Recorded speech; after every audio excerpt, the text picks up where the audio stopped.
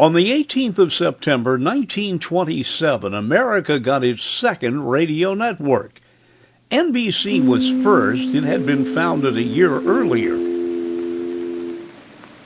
WEAF, New York. But the idea for CBS came from Art Judson, a talent agent who found out that most of the stars during his time were exclusively on contract to NBC. He thought NBC deserved some competition. At first, CBS struggled, and in '29, Judson sold the network to the energetic son of a cigar empire, William Paley.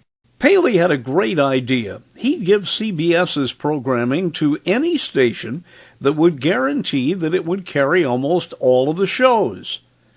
By 1932, CBS was making $3 million a year profit.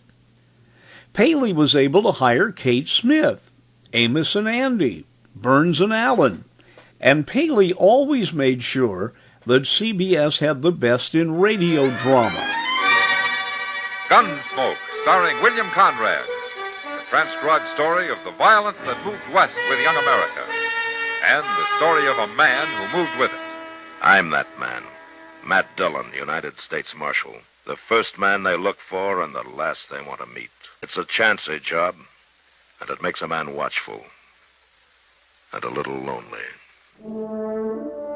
Fort Laramie, starring Raymond Burr as Captain Lee Quince. Specially transcribed tales of the dark and tragic ground of the wild frontier. Johnny Dollar. Jimmy Sayer at Inner Allied Life, Johnny. Oh, hi, Jim. How are you? The way I feel now, the way I'm going to feel, depends on you. Okay, let's have it.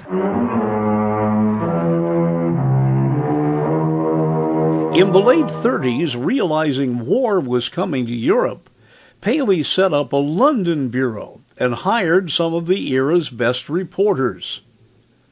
First among them was Edward R. Murrow. I'm standing on a rooftop looking out over London. At the moment, everything is quiet. I am unable to tell you the exact location from which I'm speaking. Off to my left, far away in the distance, I can see just that faint, red, angry snap of anti-aircraft bursts against the steel blue sky. After the war, CBS carried that journalistic tradition into television. And somebody has to make thousands of dollars out of his sweat. Is that a slave or not? They are the migrants, workers in the sweatshops of the soil, the harvest of shame.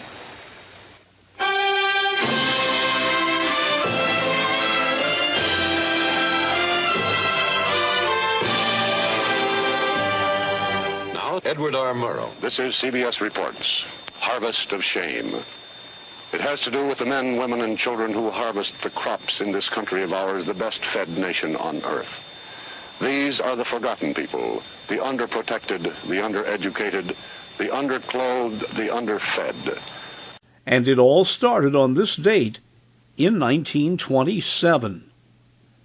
I'm Dennis Daly.